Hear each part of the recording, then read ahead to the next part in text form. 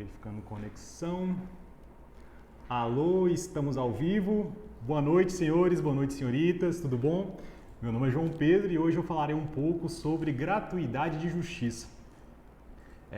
O que eu vou falar vai ser basicamente a gratuidade de justiça envolvendo tanto a questão teórica quanto a questão prática. A princípio, eu estou dividido aqui entre YouTube e Instagram, estou fazendo a transmissão aqui nas duas redes. Então, quem estiver me acompanhando pelo Instagram, fique à vontade para assistir também no YouTube, que no YouTube há uns slides para tentar exemplificar melhor aqui a questão. Então vamos lá, para não perdermos tempo, muito obrigado por todos que entraram aí, sejam bem-vindos, podem mandar os comentários aí que estou à disposição aqui para respondê-los na medida que for vendo, viu? Então vamos lá. Bom, quando a gente fala em gratuidade de justiça no Código de Processo Civil, eu acho elementar nós rememorarmos primeiro a questão de jurisdição. Pegando um contexto histórico, o Estado ele atraiu para si a obrigação, de resolver os problemas da sociedade em si. Pessoas, por serem diferentes uma das outras e na convivência, eventualmente surgem alguns conflitos e para resolver essas questões o Estado atraiu para si essa responsabilidade. Então a jurisdição nada mais é do que o poder do Estado de aplicar o direito ao caso concreto. Ele atraiu para si essa obrigação e, ao mesmo tempo, ele presta esse serviço para a sociedade de resolver os conflitos. Por óbvio, o Estado, ele, ao prestar um serviço, ele exige em remuneração àquela atividade prestada o pagamento de taxas, para poder pagar todo o aparato do Poder Judiciário ali que está sendo custeado. De certa forma, essa sistemática, ela meio que retiraria dos menos abastados, do pessoal mais pobre, a capacidade de exigir da justiça uma resposta eventual ao caso concreto ali que está sendo violado seu direito subjetivo. Então, a partir daí, houve-se a implementação do direito fundamental à gratuidade de justiça, que encontra-se previsto no artigo 5º da Constituição. Então, lá no artigo 5º da Constituição, há um inciso que dispõe, abre aspas, o Estado prestará assistência judiciária gratuita e integral aos que comprovarem insuficiência de recursos. É uma garantia fundamental de acesso à justiça para, como eu disse anteriormente, garantir que as pessoas elas entrem na justiça, mesmo não tendo condição financeira de custear aquilo, e resolver os seus problemas. Esta garantia ela também foi implementada num plano infraconstitucional. O Código de Processo Civil ele prevê no artigo 98 que aquele que não tiver condições de pagar as despesas da justiça que envolve custas judiciais, despesas com eventualmente uma diligência de um oficial de justiça, taxa para citação, para intimação da outra parte, pagamento de perito, enfim, emolumentos de cartório para poder efetivar de fato uma decisão judicial. Esses seriam obstáculos daquele pessoal que não tem dinheiro para pagar essas custas, e o CPC, no artigo 98, garante isso tudo. Então, qual é o requisito para poder conseguir essa gratuidade de justiça? Seria basicamente comprovar a insuficiência financeira. A parte teria que chegar no judiciário e falar assim, excelência, eu não tenho condições de pagar as despesas do processo. E quando se fala em insuficiência, que é o requisito permissivo da gratuidade, não quer dizer que você tem que ser pobre no sentido de que ganha pouco e o que ganha é para pagar as despesas, mas no sentido de que toda a sua renda é comprometida com o seu sustento. Digamos que, por exemplo, você seja uma pessoa que ganha por mês ali 50 mil reais, mas tem todas essas despesas comprometidas no dia a dia ali com suas obrigações, Seja plano de saúde, seja imposto eventualmente de um serviço ou outro que você presta, despesas em supermercado. Então, a justiça, ou melhor, o legislador, ele coloca que o requisito para conseguir a gratuidade de justiça, ele é a insuficiência financeira, mas ele também pondera, de certa forma, por deixar essa previsão mais aberta, de que pode ser aquele pessoal que ganha mais dinheiro. Então, o que tem que ser feito? Tem que se juntar no processo a documentação que comprove que toda a sua renda ou que a pouca renda que você tem, ela encontra-se comprometida. Geralmente, na prática, os juízes eles exigem basicamente declaração de imposto de renda e extratos de cartão de crédito, boletos de cartão de crédito, enfim. Na prática é interessante você juntar, além desses documentos, todas as despesas, como despesas de aluguel, despesas com supermercado. O interessante é você sempre ficar atento para comprovar que toda a sua renda está comprometida. Há casos em que a pessoa, em razão de uma previsão normativa da própria Receita Federal, ela sequer declara o imposto de renda. Então, você pode argumentar também no processo que não declara, com base na instrução normativa tal lá da Receita Federal, e juntar o contra-cheque, juntar a sua carteira de trabalho, onde consta lá, na verdade, aquilo que você recebe, né, no mês ali. Se for uma pessoa jurídica, pode-se juntar um decore emitido por um contador, pode-se juntar o livro contábil, enfim. Há uma infinitude de documentos que tem que comprovar em específico que a pessoa ou a empresa, porque também é permitida a empresa pedir a gratuidade de justiça, recebe determinada renda e que aquela renda ela está comprometida. Há na CLT, a título argumentativo, o artigo 790, parágrafo 3º, que ele coloca, de certa forma, um critério objetivo para conseguir essa gratuidade de justiça. Ele estabelece que aquela pessoa que recebe até 40% do total que o INSS pode pagar, que é na casa dos R$6.000, ele é presumidamente uma pessoa que tem insuficiência financeira. Então, no Código de Processo Civil, no processo civil em si, isso não é observado, porque não é a norma do Código de Processo Civil, é da CLT. Mas, para fins argumentativos, pode ser utilizado também. Um outro aspecto que geralmente cobra-se na prática, e já havia até decisões nesse sentido, apesar da previsão legal, é que há juízes que entendem que o fato da pessoa estar assistida por advogado particular implicaria nela ter condições financeiras de arcar com essas despesas judiciais. Ocorre que o artigo 99, parágrafo 4º do Código de Processo Civil, ele já prevê expressamente que o fato de ser assistido por advogado particular em si não quer dizer que você tem condições de pagar as taxas e despesas da justiça, porque existem causas que advogados pegam a título pro bono, ou seja, não cobra nada além daquilo que eventualmente vir do processo, né, que a gente chama de honorário de sucumbência. Também tem advocacia de risco, que é quando você vira para o cliente e fala assim, eu só vou receber o proveito daquilo que você ganhar no final da ação.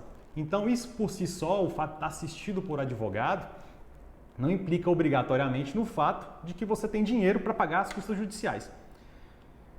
Então, um outro aspecto que deve ser observado é que, além da isenção, ou melhor, a gratuidade de justiça é um benefício que vai ser concedido pelo juiz para que você não pague as despesas, mas isso não é uma isenção, isso apenas suspende-se a exigibilidade. O que isso quer dizer? Agora, entende-se que você não tem condições financeiras de pagar, então não vão te cobrar essas despesas do processo. Porém, você tem um prazo de 5 anos para ser eventualmente cobrado daquilo.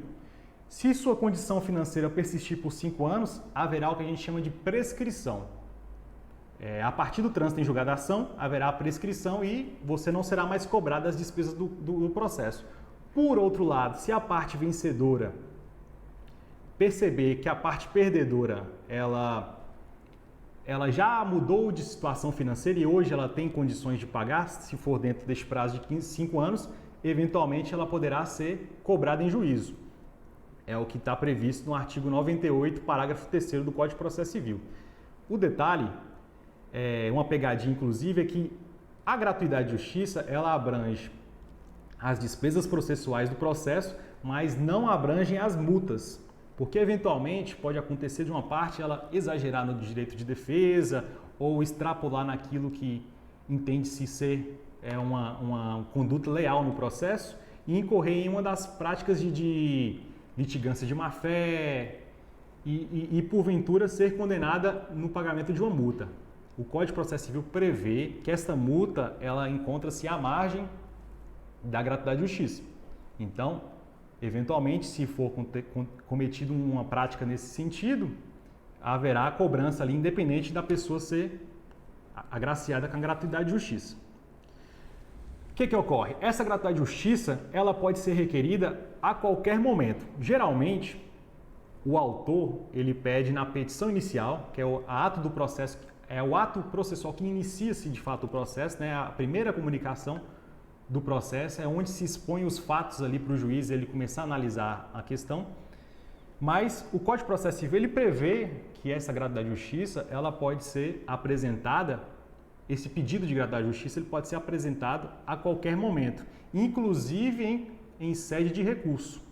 Então, digamos que ali você entrou com uma ação judicial e está ali pleiteando determinado direito seu, e você na época tinha condições e pagou as custas processuais.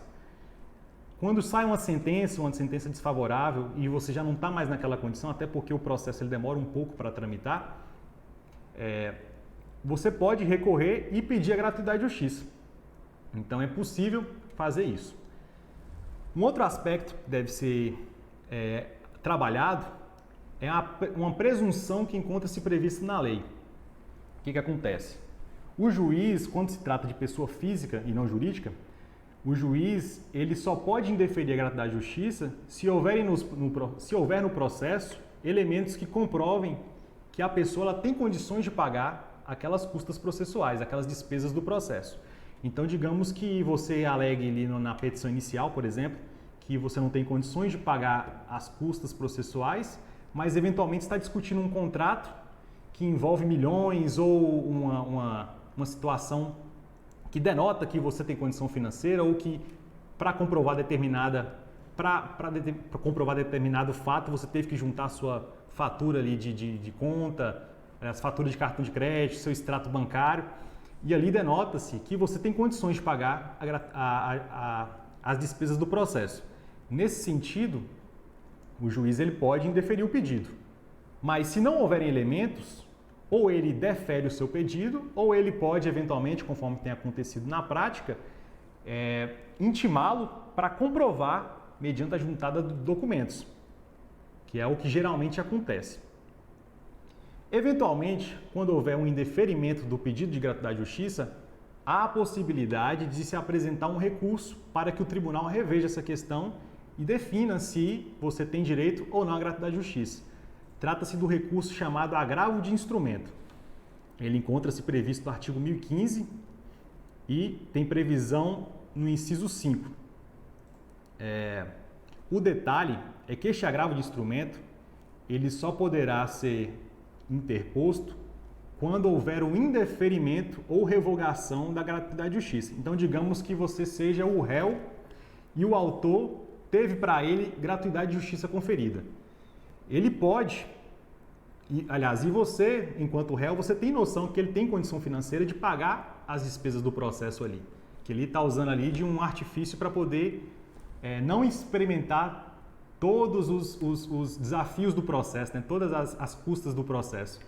Você pode fazer a impugnação dessa gratuidade de justiça na sua contestação, mas o fato do juiz ter deferido esse pedido não te dá o direito de apresentar este recurso.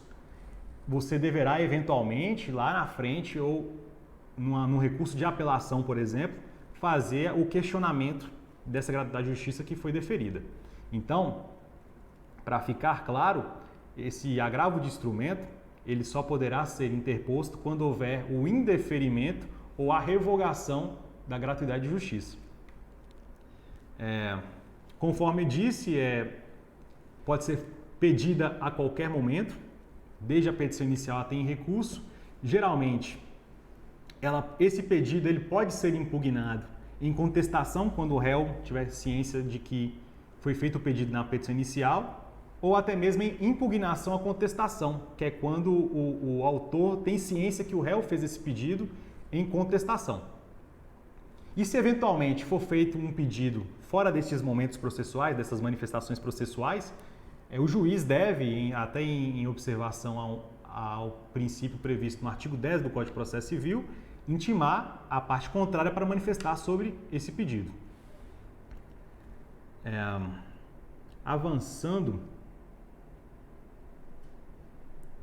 deixe-me ver aqui, só um minuto. Então, como foi ressaltado, a gratuidade de justiça ela não chega a ser um direito, uma isenção. Ela, na verdade, é um benefício que é concedido, mas que pode ser revisto a qualquer momento e, por isso, há um prazo ali para ser revisto. E um último aspecto que pode ser trabalhado de forma mais prática é no que diz respeito à cobrança pelo advogado, por exemplo, de uma parte que perdeu o processo e é beneficiado da gratuidade da justiça. O que pode ser feito é apresentar um cumprimento de sentença. O próprio advogado, em nome próprio, ele apresenta o cumprimento de sentença e nesse cumprimento de sentença ele vai ter que, inclusive, recolher eventualmente as custas e pedir a execução dos honorários sucumbenciais que foram conferidos em sentença. Mas tem que observar o seguinte, nesse pedido do advogado, ele deve comprovar que a parte não mais está em situação de carência financeira, né? Ela não está mais insuficiente. Então, esse é basicamente o regramento jurídico que envolve a gratuidade de justiça. Espero ter esclarecido. Vocês me desculpem aí a pressa, eventualmente a falta de assunto. É a primeira live que eu faço, eu fico até de certa forma um pouco mais nervoso, né? Mas eu vou pegando a prática de como é que lida com essa ferramenta aqui, até porque é muita coisa para ser vista aqui ao mesmo tempo, né? Ao mesmo tempo que eu estou preocupado aqui com a câmera ou outra, eu estou tendo que administrar aqui os meios, né, de informação. Mas, eventualmente, se houver alguma dúvida, eu fico à disposição para esclarecer. Não sei se ficou muito claro o tema, mas espero que sim. É grande, o Marcelo está aí na transmissão, seja bem-vindo, Marcelo, meu amor, Angélica, o colega William Campos, nobre doutor, muito obrigado pelo prestígio de todos. Então, galera, é basicamente isso. Minha querida amiga Amandinha, espero que esteja tudo bem contigo. Obrigado por ser o orgulho. Fico feliz. Desculpa aí, eventualmente, pelo nervosismo, mas é assim, né? Na prática que a gente aprende. E provavelmente será a primeira de muitas lives que eu farei aqui na plataforma. Estarei tentando melhorar. E no mais, agradeço a participação de todos. Fiquem com Deus. E um forte abraço. Grande Jota, forte abraço e até breve. Qualquer coisa chama no Instagram ou na rede social que me tiver aí. Muito obrigado.